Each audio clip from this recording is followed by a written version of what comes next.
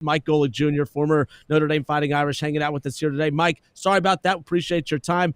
The college football playoff, the Final Four is set. Just thoughts on how we got to this point. Have you been a fan of the 12-team playoff at this point?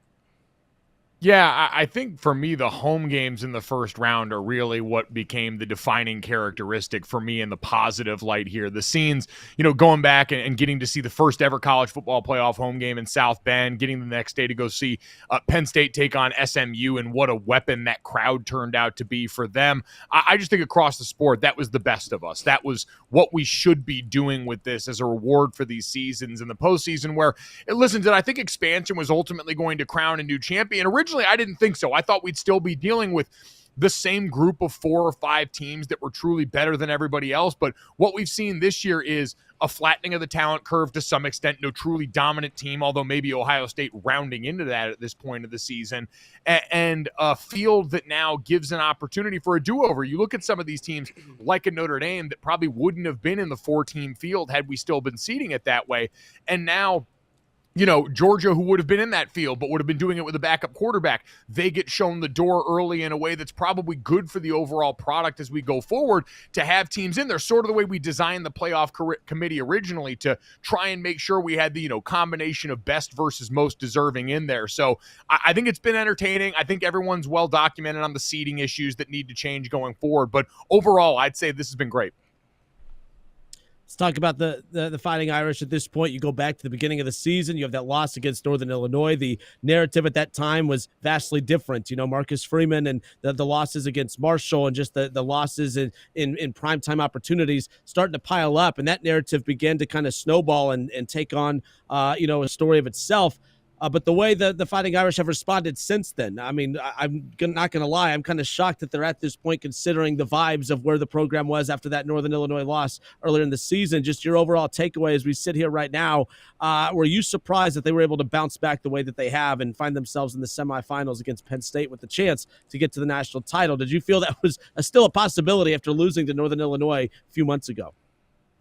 I certainly thought the odds were a lot slimmer, less that the team would be able to respond. I truly think Marcus has shown they can go out there and be competitive in the high leverage games. There's still a problem of playing down to your competition that reared its ugly head early in the season, but man, that seemed to have been a turning point to where now in year 3 for Marcus, he's really grown into himself as a head coach in terms of what's expected of him in game, on the field. He's become incredibly aggressive as a decision maker, more 4th down attempts this year than his first 2 years combined. Obviously, you've got special teams plays that they've gone out and brought out exotics for. You've got the 4th down call from the Georgia game that everyone talks about there. I just think overall his confidence in how to manage those situations is at an all-time high. But then the motivation, you heard every player on that team talk about how Marcus used that moment as a teachable moment and never let up. It wasn't something that was a teachable moment in week 3, 4, and 5. It was 7, 8, 9, 10, all the way up till now. I'm sure they're going to talk about that in the lead up to the Penn State game.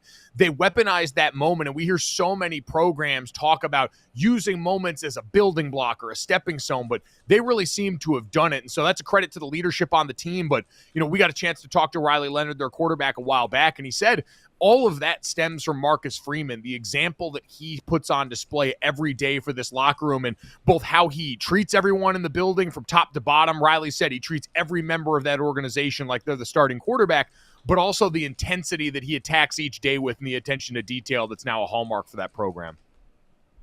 Mike Golic Jr. with us here again off the bench, presented by United Dairy Farmers. Penn State coming up, obviously semifinals, a chance to get to the national championship, and another big one for Marcus Freeman and company, of course. Notre Dame, Penn State, how do the Fighting Irish stack up against the Nittany Lions right now? Two programs who, again, have really put on fine performances throughout this playoff and have kind of raised some narratives about them coming in, as we just discussed. How do the Fighting Irish kind of stack up against Penn State as they fight to get to the national championship? Yeah, remarkably similar teams, right? Both defined by defense, and Notre Dame been the best team in college football in turnover margin the entire season. Penn State, 7 turnovers through the first 2 playoff games, taking the ball away on the back end. And then offensively, both teams defined more by their running game than passing game, flawed but talented quarterbacks in Drew Aller and Riley Leonard at the helm. And so I think this game comes down to a couple of key areas. The one area where Penn State's offense has been markedly better than Notre Dame's is in the red zone. One of the above average good red zone team where Notre Dame's in the bottom half of college football in that regard. They've been more opportunistic than they have been effective consistently in that area. And then I think the other area that's going to be really interesting is explosive plays for Penn State. I believe they're 6th in percentage of their offensive plays that go for explosives, while Notre Dame's 6th in explosive play percentage allowed on defense. They've been one of the best defenses in college football, and quite honestly, during the postseason, I would argue Notre Dame's defense has looked like the best defense in the sport, maybe just south of that Ohio State defense that's done such a great job, especially in the front seven. But I think that's ultimately the key in this game.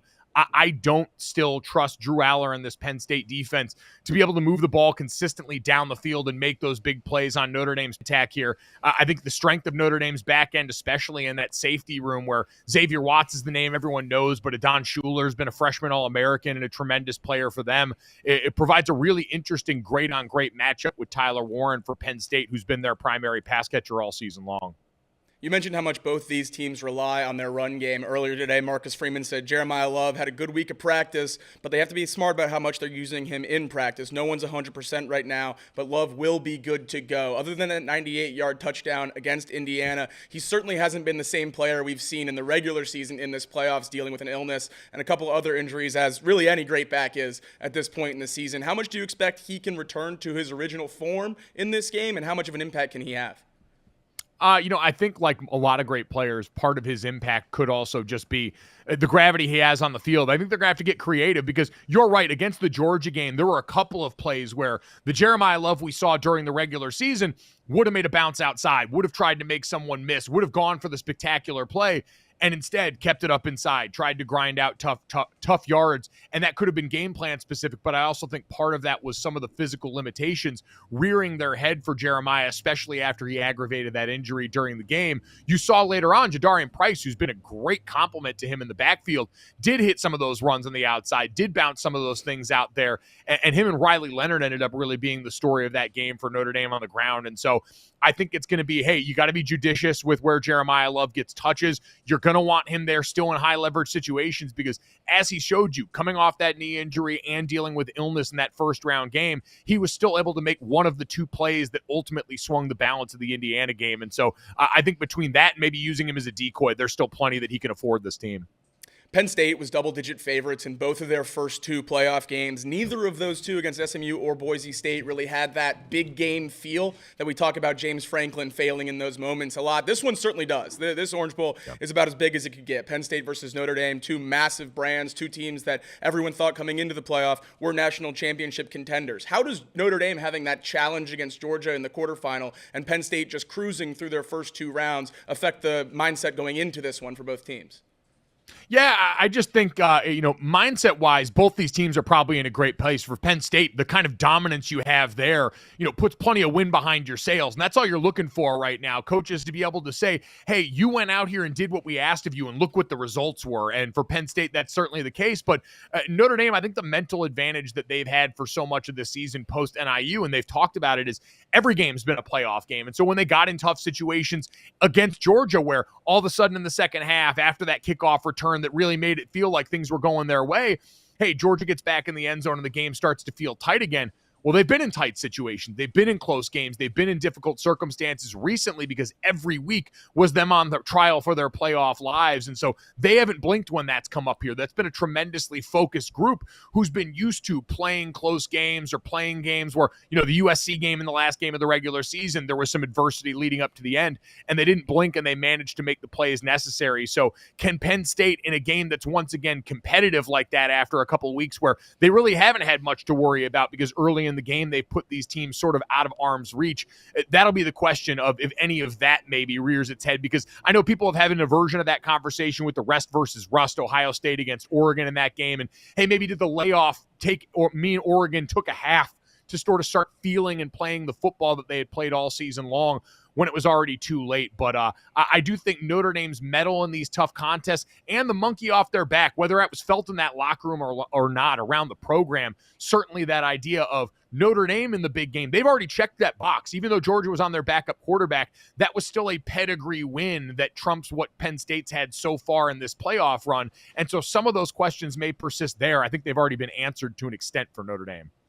I think Drew Aller is the best quarterback left in the playoff. I actually had him as the number one quarterback coming into the playoff, and many suggested that he'd be the third quarterback in this draft class if he did determine to go. And before the playoff, he announced he'd be coming back to Penn State next year for his last season of eligibility. With a win potentially on Thursday night over Notre Dame, playing in the national championship game, is there any chance that Drew Aller could change his mind and end up entering this draft? It's something that's been talked about a little bit, and I think it could really shake up the start of this draft class if he does.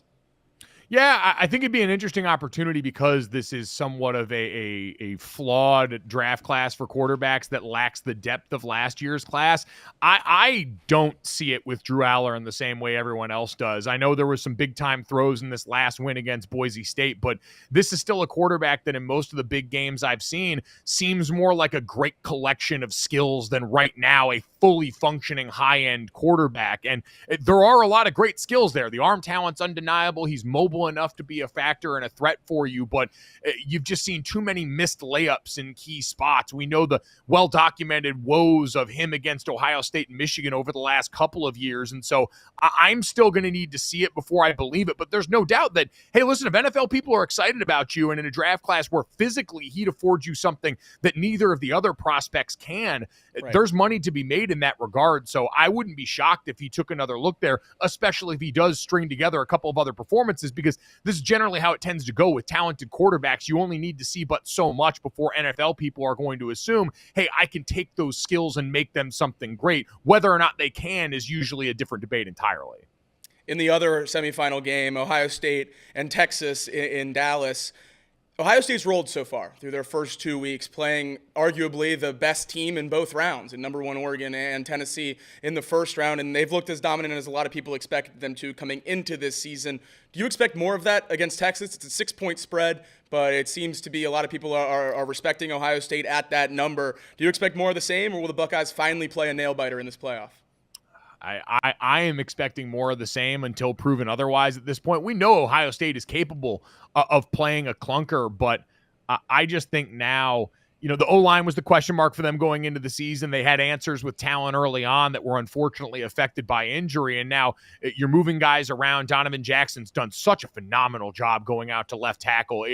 I said Joe Tooney-esque with what he's done for the Chiefs in the NFL in terms of, I think, the credit he deserves for not only the selflessness, but the competence at a position that's certainly one that doesn't perfectly fit his skill set. But that group's gelled together since those injuries. Now they've got enough time together where it is no longer a weakness that you can point to as an area you worry a ton about going into each game. It's certainly the lesser talented area of their team, but that's just because the receiver room, the defensive line, the safety room, all these areas are chock full of such rich NFL talent that by comparison it seems lesser. But I see no reason for it to slow down for Ohio State right now. I think this is a team that is playing with a renewed confidence coming off all the slights thrown their way after the Michigan game at the end of the regular season, and now seems to have unlocked that level that we all thought when this roster was put together in this offseason they'd be capable of. And so I just think Texas has had too much trouble running the football offensively, while Quinn Ewers and that passing attack have taken some hits since he's been injured down the back half of the season. And even defensively, you saw a ton of points given up late to Arizona State, more points than expected given up to that Clemson team that's an above-average offense, certainly, but not world beaters the way Ohio State is. And so those are my worries there with the Ohio State front four playing as well as they are, and Texas having some struggles up front, some due to injury and some just due to, at this point, a maybe lack of physicality that we expected along that offensive front. I have my worries about if they're going to be able to keep pace with Ohio State if they continue to play this way. Texas is kind of you look at their numbers offensively. They put up great numbers offensively. You look at how many points they put up. They move the football. What it does, the numbers don't seem to match the aesthetics of when you watch Texas play football, as wild as that sounds. They've had a great, first year in the SEC, obviously, no doubt about it. I mean, they've put the world on notice with coming into the SEC and having instant success with Sarkisian, no doubt about it. But I still feel like we've yet to see them play their best game. What is the best game for Texas right now? Because it feels like as good as the numbers for Quinn Ewers can be, there's just something missing with Quinn this season. We've talked on our show for a while about how many quarterbacks regressed this year. We thought so many quarterbacks should be talking about a handful of elite, high-level NFL draft prospects, and that doesn't seem to be the case. A lot of QBs regressed, Quinn Ewers being one of those. What's your analysis takeaway of Quinn Ewers in this Texas offense? Because as good as they've been, it still feels like there's a lot of meat left on that bone. I think that after this season, it'll be curious to find out how injured Quinn was during this season. Like between an ankle injury, he was never an overly mobile guy, so I don't want to overstate that. He's not arch in terms of the way his legs can affect things, but his best game was the game against Michigan on the road, where you saw buying time in the pocket, manipulating things to get guys open downfield. That was the best of him there, and then between whatever it was, a shoulder or an oblique injury, something that certainly with the torque required to throw the football would be an impact. And then the ankle where, pushing off, being able to maneuver in the pocket that way, all of them are affected. I do wonder how much he's still dealing with the effect of that and how that affected the timing overall. So we won't find that out till well after this. But I think the best version of them is one where, hey, Quinn is able to go and unleash the deep ball early between Matthew Golden and Isaiah Bond and the guys that have been in that receiver room all year. There's some speed that you can certainly stretch the field with. Stark's the most talented play caller left in the college football playoff. It's probably a tight race between him and Chip Kelly in that regard. But then it's the running game. I really think when this team's been at its best, Wisner, Jaden Blue, Jarrett Gibson, these guys that they've had in this backfield have been able to go out here and set the tone for this team. And so, it's that, and then it's the play action stuff that Sark's been so well known for so long that allows them to play more complementary football, because this defense, so talented, so deep. The back end's got some great guys. Barron against Jeremiah Smith is going to be an awesome, great on great matchup in that regard. But Texas has to win this one in the trenches in a way they haven't in a while offensively. From a Notre Dame perspective, Ohio State or Texas, obviously you got to get through Penn State first, but which team do you think Notre Dame matches up better with? Which matchup would you prefer to see as a Notre Dame alum? Which national championship matchup, if your team's in it, would you like to see more? I think they're both incredibly talented teams that would provide a really unique matchup challenge for Notre Dame at this point in their season. Notre Dame, because the offense is by far the least potent left in the field, has to win games in the margins, and they've done that. I think they're the best complementary football team left in the dance when it comes from that combination of offense playing off defense, special teams having an impact on the game, the coaching that Marcus Freeman's done. But I think if you're trying to game out for the best opportunity to win a national championship, Ohio State's the favorite for a reason right now. I think their roster, when it fires on all cylinders, is capable of a level that almost no one else in the field is. Maybe you could argue Texas, with all the talent on that team, might certainly be able to match them. But if you're asking which one of those you'd probably rather face, it's certainly no disrespect or bulletin board material for Texas, but facing Ohio State, if they're playing the way they did in the first two rounds, feels like a death sentence for whoever they're going up against right now. And so I think if you're Notre Dame, you'd say, hey, all right, this Texas team has at least showed a little bit more vulnerability through the first couple of games of the postseason, even if they are incredibly talented and well coached, and you'd probably prefer that matchup. Mike Golic Jr., awesome enough to give us some time today. Gojo and Golic weekday mornings from 8 a.m. to 10 a.m. on DraftKings YouTube channel. And Mike, I know you get this all the time. Send us out with this. Working with your dad has to be pretty dang cool. Anyone who gets to work with their dad, that's pretty cool. But your dad, I think we would all love to work with your dad. What's that like, getting to continue your media journey and continuing to do a show with your dad after the legendary career he's had? Yeah, cool and unique opportunity. Something we both got to do at ESPN for a little while towards the end of our tenures there, and weren't sure we'd ever get the chance to do again. So we appreciate DraftKings for giving us the chance and the opportunity to make that happen. And, to have someone, I always said I'll be – I've had plenty of co-hosts I've been fortunate to work with, and ones that I'm really close with away from the microphone here, but none of them have ever wiped my butt. There's a different time under task with me and Dad. That means that, I know where he's going to go and he knows where I'm going to go in a way that's, like ESP, where it makes it so easy to go into a show and know when we get to a topic, hey, here I know is what he's going to want to hit on. But then you get all the extracurricular things. I think the hallmark of Mike and Mike for so many years was family life bleeding into the on-air version of the show. And now for us, we get to take those same conversations. We get to be a sports show where I always said I wanted people to be able to see themselves having debates and sports discussions with their parents, with their kids, and see some of that in us and bring that same stuff that we've been doing for years on couches in my house in front of a microphone. So it's been a really fun and gratifying opportunity. And especially, we grow up, and grow older. I'm 35 now. I've been away from home for a while, to get to spend 2 hours a day with my dad as we all have kind of gone off in our different directions in our family and are still very close, but just like life, you don't get to see each other as often. I get 2 hours a day where that's carved out, and that's pretty damn cool. All right, Mike Golic Jr., awesome enough to give us some time. Mike, appreciate you. We look forward to having you on again sometime in the future, but thank you again for your time, and good luck to your Fighting Irish against Penn State this week. Appreciate it. We'll have to have me back on. I thought you were going to ask me the Notre Dame conference question here and do the dance everyone always wants to do. You heard that, huh? Yeah, fine. Yes. So, look, I saw the payout that Notre Dame just got for this little playoff run, and I've always been, you're Fighting Irish, need to be in a conference. All right, I've always said, I'll just be honest. I thought the ACC bailing out your team a few years ago during COVID, I had a huge problem with that. They had leverage. They should have said, Notre Dame, we'll bail you out. Everyone went conference only. You should be in the ACC, but not just for one season. I would have locked them into a contract moving forward. I was a little bummed that the ACC gave them just the 1 year and then they got out. However, I saw that payout the other day. I'm done questioning Notre Dame. I'm starting to question Ohio State and a few other programs that have that same type of brand as Notre Dame. Why are you sharing money with the conference? That is sick money that Notre Dame does not have to split with anybody but themselves. I see both sides. Yeah, it's one of those things I always said, if other teams could, they would. And if they can't, then that's not our problem. No, Notre Dame's always occupied a very unique part in all of this. And, I understand that. I mean, I'm sure that probably crossed the ACC's mind. And then there's reasons that they still don't do that, because any proximity or any association with Notre Dame is dollar signs for most of these people, whether that's television executives, the conference executives. They all understand what the game is there. And why would you rather ruin something that can still be valuable for you by trying to potentially ruffle feathers and do that elsewhere? I mean, I still think if Notre Dame ever was going to happen, it would probably end up being the Big Ten overall. And so if you're at the ACC, do you want to force that into reality any faster than you need to while you still have Notre Dame around and all of these other sports here?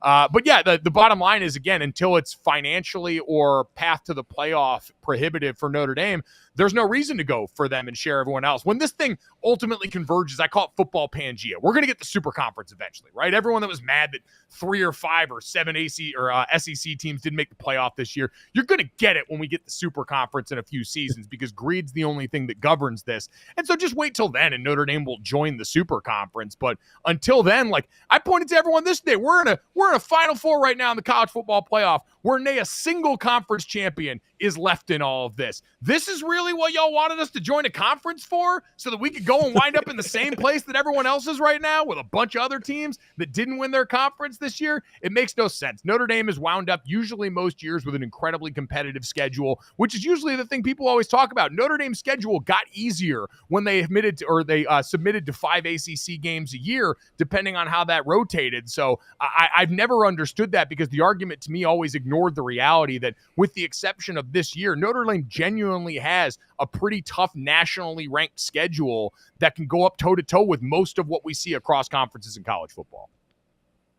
Yeah, the irony about that 2020 season, too, was the fact that everyone got mad because Notre Dame's not in a conference, but they still made the 4-team college football playoff.